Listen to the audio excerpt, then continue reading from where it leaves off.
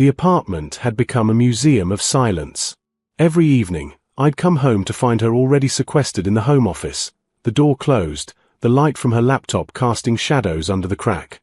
Dinner was a solitary affair, leftovers reheated in the microwave, eaten while scrolling through my phone, the clink of my fork against the plate the only sound in our hollow home. It hadn't always been this way. There was a time when she'd greet me at the door, when we'd cook together, when laughter filled these rooms. But somewhere along the line, around the time she started at Morrison and Blake, things shifted. The late nights became later. The warmth in her eyes cooled to indifference. And me.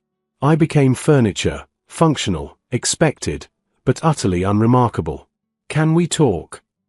I'd asked one evening, standing in the doorway of her office. She didn't look up from her screen. "I'm swamped. This presentation is due tomorrow." "You're always swamped." "Because I'm trying to build a career. Some of us have ambitions." The words stung more than she probably intended. Or maybe exactly as much as she intended. I closed the door quietly and walked away, another conversation dying before it could begin. The pattern repeated itself for months. I'd reach out, she'd pull back. I'd suggest date night, she'd have a work event. I'd try to discuss our marriage, she'd tell me I was being dramatic. Slowly, imperceptibly, I stopped trying. I filled my evenings with the gym, old friends, hobbies I'd abandoned. I stopped waiting up for her. I stopped asking about her day. If she noticed, she didn't say anything. Then came the email. Subject line, Morrison and Blake Annual Gala, Partners Welcome. I stared at it on my phone screen, already knowing what was coming. Sure enough, that evening she emerged from her office earlier than usual, her expression almost nervous. "So, the firm's having its annual party next Saturday," she said, leaning against the kitchen counter. "It's kind of a big deal. All the partners will be there, and a few potential clients I've been courting." "Okay," I said neutrally, continuing to chop vegetables for my dinner. "I need you to come with me." I looked up at that. "Need?" "Yes, need." She crossed her arms.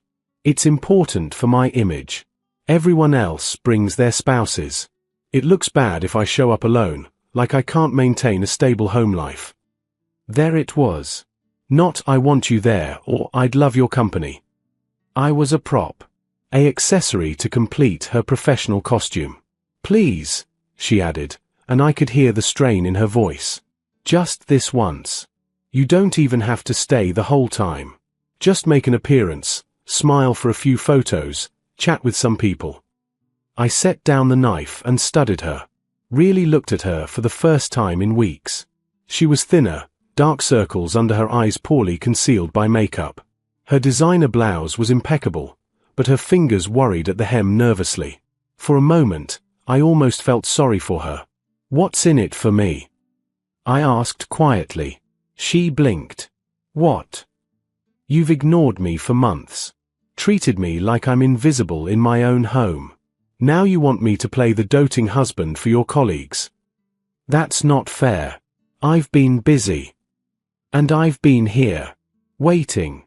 Trying. Until I stopped." I turned back to my vegetables. "But sure, I'll go to your party.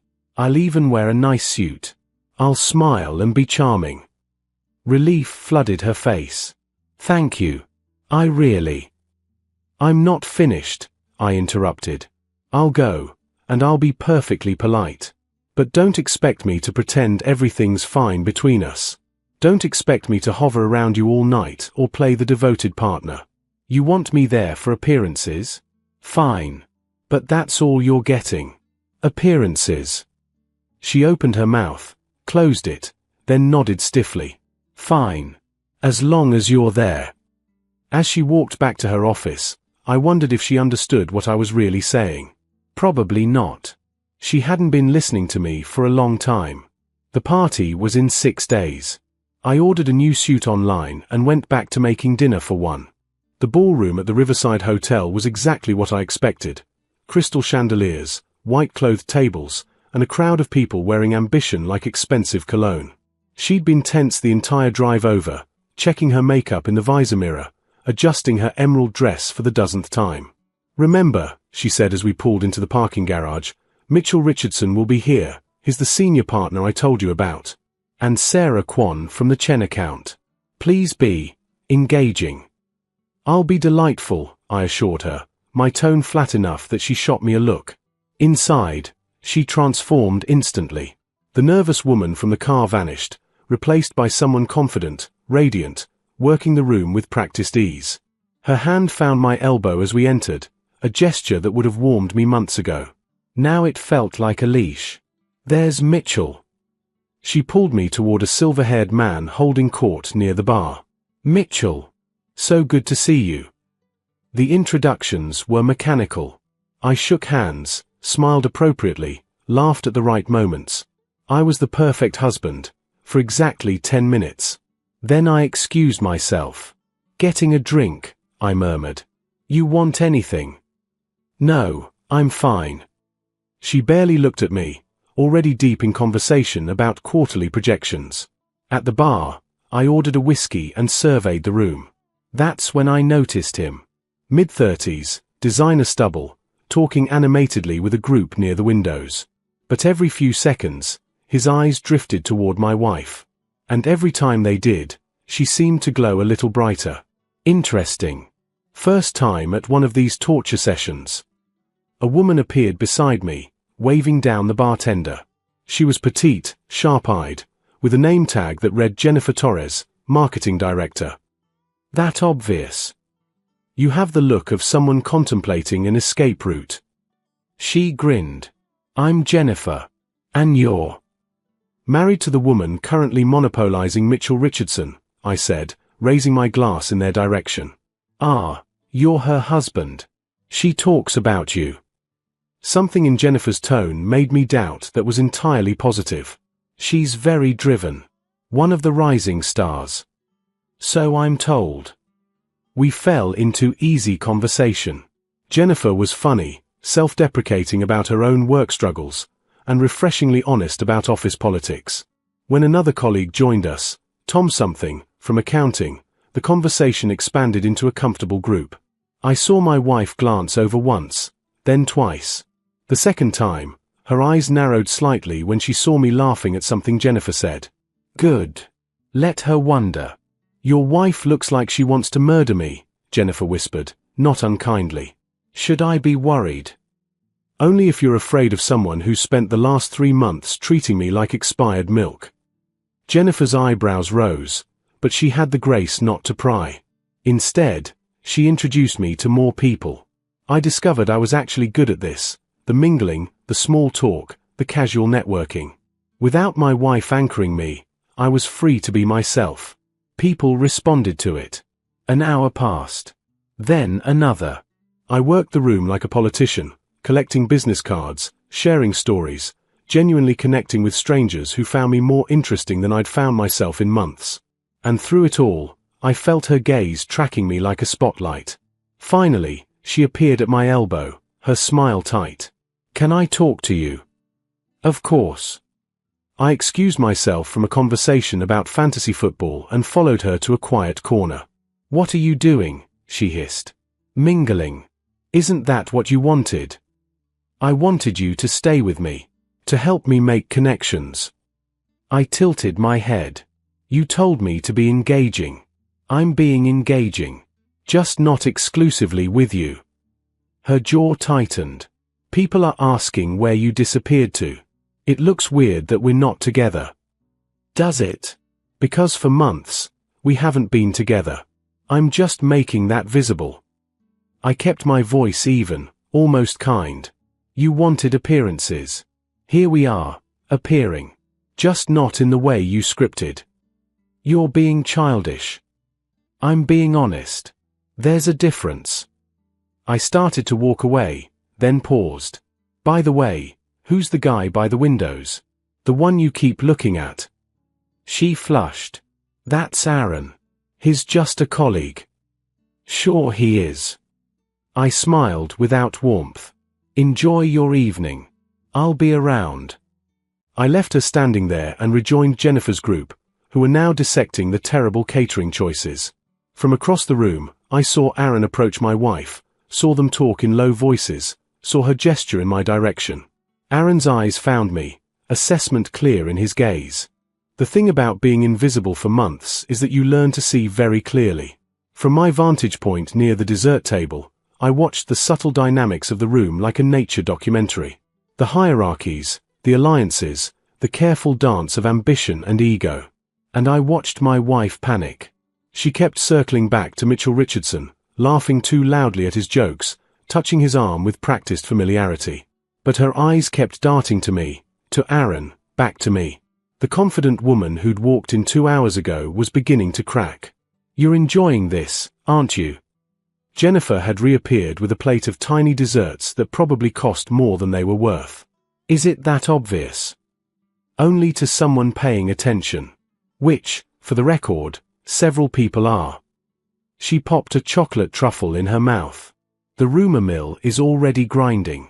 Apparently, you're either A, having an affair with me, B, about to leave her, or C, both." I nearly choked on my drink. That was fast. Office parties are basically Roman Colosseums. Everyone's here for the blood. She studied me with curiosity. "So what's the real story?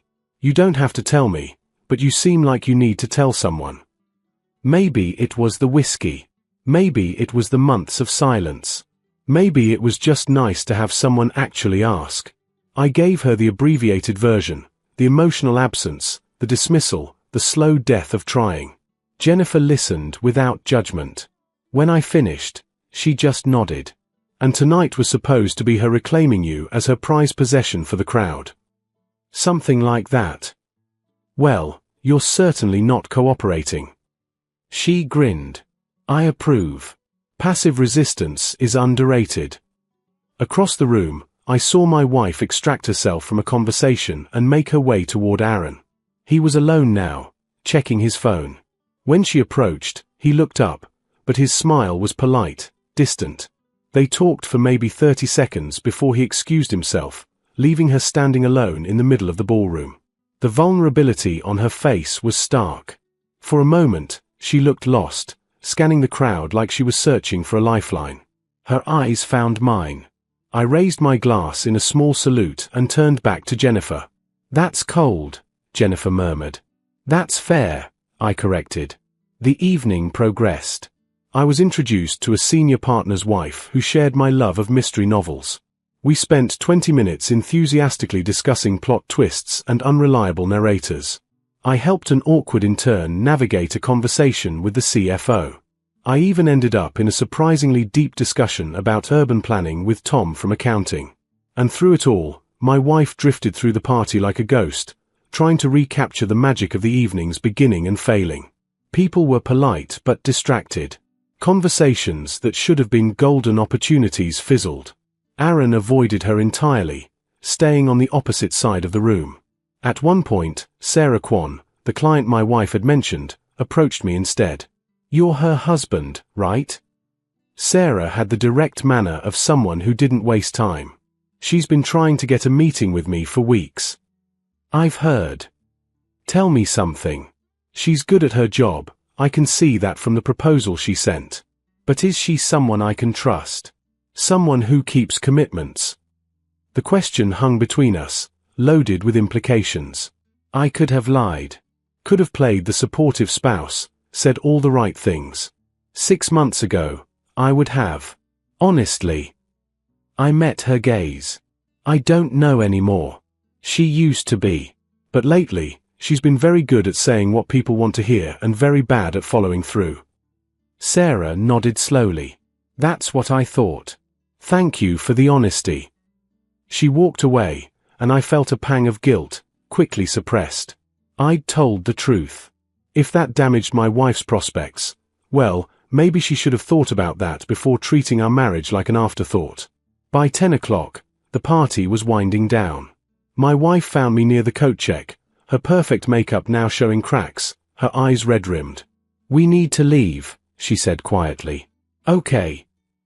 The car ride was silent for the first 10 minutes. Then, at a red light, she spoke. "You sabotaged me tonight." I kept my eyes on the road. I did exactly what you asked. I showed up. I was polite. I mingled. You ignored me. You made me look bad. No, I said calmly. I stopped making you look good. There's a difference. For months, you've ignored me, dismissed me, treated me like I'm some burden you're stuck with. Tonight, I simply gave you the same energy back. How did it feel? She didn't answer. When I glanced over, tears were streaming down her face, ruining what was left of her mascara. Everyone was talking about us, she whispered. About how distant you were. Sarah Kwan won't return my calls now. Mitchell barely spoke to me after the first hour. And Aaron. What about Aaron? She covered her face with her hands. He avoided me all night. He wouldn't even look at me. Maybe he's not interested in someone whose marriage is clearly falling apart, I suggested. Or maybe he's just not that into you. That's cruel. That's honest. I pulled into our apartment complex. You wanted me there as a prop. But props don't have feelings. I do. And mine are exhausted. She didn't sleep that night. I heard her pacing in the living room, the soft sound of crying, the even softer sound of ice cubes in a glass. Around 3 a.m, our bedroom door creaked open. Are you awake? Her voice was small, nothing like the confident professional from earlier. I am now. She sat on the edge of the bed, keeping distance between us. In the darkness, I could just make out her silhouette, shoulders hunched, head bowed. I didn't realize, she began, then stopped. No, that's a lie. I did realize. I just didn't think that you'd actually. Stop trying. I finished for her. Yes. The word was barely audible. You've always been there. Always patient. Always understanding. I thought that's just how you were. How we were. I sat up, switched on the bedside lamp. She looked terrible, eyes swollen, hair disheveled, still wearing the emerald dress that had looked so perfect hours ago. Now it just looked expensive and uncomfortable. Tell me about Aaron, I said. She flinched. There's nothing to tell. Don't lie to me. Not now. You've been emotionally checked out of this marriage for months, and tonight you looked at him the way you used to look at me. So tell me the truth. She was quiet for a long time. Then, slowly, she spoke. He's a senior associate. Smart, ambitious, funny. We worked late together a lot. He made me feel seen, important. Not like a wife or a burden, but like someone who mattered for who I was, not what I could provide. So you had an affair? No. She looked up sharply. No, I didn't. I wanted to. God, I wanted to. But I didn't. I let myself imagine it. Let myself get caught up in the fantasy of being someone new, someone without commitments or complications. And me? What was I in this fantasy? You were the complication. Her voice broke. The thing holding me back from this new, exciting version of myself. And I resented you for it. For being steady and reliable and always there, because it meant I couldn't just escape. The honesty was brutal. But at least it was honest. What happened tonight? I asked. With Aaron. He told me he's engaged. His girlfriend, fiancée now, works at his old firm. They've been together for 4 years. She laughed bitterly. All this time, I thought there was something between us. But I was just a work friend. Someone to have lunch with, to vent about cases with. He had no idea I thought. That he was your exit strategy. She nodded miserably. And then tonight, watching you laugh with all those people, watching you be charming and engaging and everything you always are, but not with me. Not for me. I realized what I'd thrown away. What I was still throwing away. I should have felt vindicated. Triumphant. Even. Instead, I just felt tired. Do you know what the worst part was? I asked. Not the distance. Not even the emotional affair that wasn't quite an affair. It was feeling like I didn't matter. Like I was an NPC in your life, just there to make your story work, but not a real person with real feelings. I'm sorry. The tears started again. I'm so sorry. I was selfish and cruel, and I took you for granted. I thought you'd always be there, always be mine, no matter how badly I treated you. I thought I could have both, my career ambitions and you waiting patiently at home. You could have, I said quietly, if you'd just talked to me. If you'd included me instead of shutting me out. I never wanted to hold you back. I wanted to be your partner, not your obstacle. I know that now. I know that. Too late. The words fell between us like a guillotine. She stared at me, mascara-stained tears tracking down her face. What? I said it's too late. I met her gaze steadily. Tonight wasn't revenge. It wasn't some calculated punishment. It was me realizing that I don't want to be married to someone who only values me when they think they're losing me. I don't want to spend my life waiting for you to remember I exist. Please. She reached for my hand. I let her take it, but I didn't squeeze back. Please, don't do this. I'll change. I'll make time. We can go to counseling. You'll what? Make promises you can't keep? Again. I pulled my hand away gently. I watched you tonight. Really watched you. And I realized something. You weren't upset because our marriage is falling apart. You were upset because it made you look bad in front of your colleagues. Because Aaron wasn't interested. Because your carefully constructed image cracked. That's not fair. Isn't it? When did you come to me tonight? After the party ended and your professional night was ruined. Not when you saw me laughing with Jennifer. Not when you realized I wasn't playing the role you assigned me. Only when it finally impacted you. She couldn't argue because we both knew it was true. I do love you, she whispered. I know I haven't shown it, but I do. Maybe you do. But love isn't enough when it's not accompanied by respect, by consideration, by actually seeing your partner as a person. I stood up, grabbed my pillow. I'm sleeping on the couch. Tomorrow, we can talk about what comes next. But right now, I need space. Don't go. Her voice was desperate. Please, just stay. Just talk to me. I paused at the doorway. That's all I wanted for months. For you to stay. To talk to me. Now you know how it feels. Sunlight streamed through the living room windows, harsh and unforgiving. I woke to find her sitting in the armchair across from the couch, still in that emerald dress, watching me sleep. How long she'd been there, I couldn't say. I've been thinking, she said when she saw my eyes open. All night. About everything you said. About everything I've done. I sat up, my neck protesting the awkward angle of the couch. And? You're right. About all of it. Her voice was hoarse from crying, from lack of sleep. I've been terrible. Selfish. I convinced myself my career was the most important thing, that everything else, everyone else, should just accommodate that. Including you. Why? It was a simple question, but one I'd never really gotten an answer to. Why did I become the enemy? She drew her knees up, hugging them like a child. Because you were safe. Because I knew, no matter how badly I treated you, you'd still be there. You became the place I could be my worst self because you loved me enough to take it.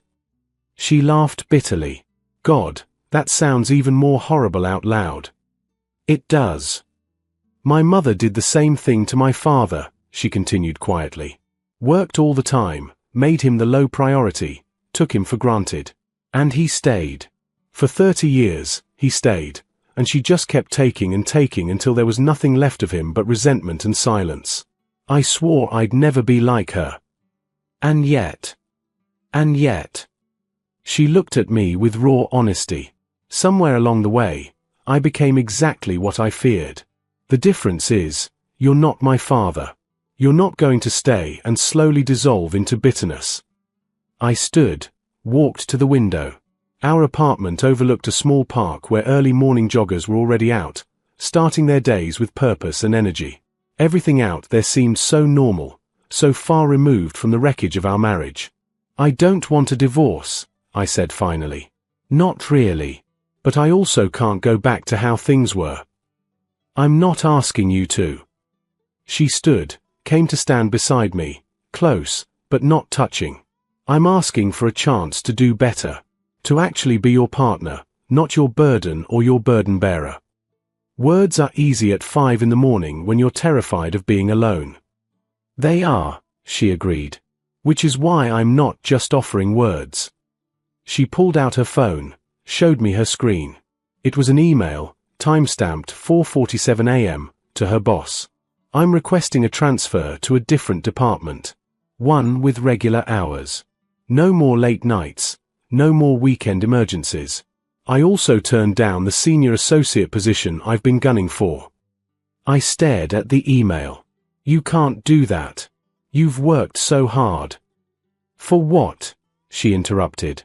"To impress colleagues who barely know my name? To chase a partnership that would consume what's left of my life? Last night, I had everything I thought I wanted within reach. And all I could think about was how empty it felt without you actually being there with me, not just next to me." One email doesn't fix months of neglect. I know it doesn't. But it's a start. She finally looked at me, really looked at me, the way she used to. "I can't undo the damage I've done. I can't give you back the months of loneliness and feeling invisible. But I can promise to spend however long it takes trying to make it right. If you'll let me." I wanted to believe her. God, part of me desperately wanted to believe her. But another part, the part that had been hurt and dismissed and forgotten, was screaming warnings. "I need to see it," I said carefully. "Not promises. Not grand gestures. Just consistent, daily proof that I matter to you. That we matter to you." "Okay." She nodded. "Okay. What do you need?" "Therapy. For both of us, together and separately. I need you to actually show up for it, not cancel because of work emergencies." "Done." "I need actual conversations. About your day, about mine, about us. Not just logistics and scheduling, but real connection." "Yes." "And I need you to understand that rebuilding trust takes time. I'm not going to just flip a switch and go back to being the devoted husband who waits patiently while you build your empire. If you fall back into old patterns, I'm done. No second chances after this one." She nodded, tears streaming down her face again. But these were different, not panicked or desperate, but something almost like relief. Can I hug you?" she asked tentatively. I hesitated, then nodded. She wrapped her arms around me, and for the first time in months, it didn't feel like an obligation or a performance. It felt like two broken people trying to figure out if they could be whole together. "I saw you last night," she whispered against my chest. "Really saw you. The way you lit up talking to people, the way they responded to you. You were magnificent. And I realized I've been so busy chasing my own dreams that I forgot to see yours. Forgot to see you." "I almost forgot too," I admitted. "Last night reminded me that I'm more than just your husband.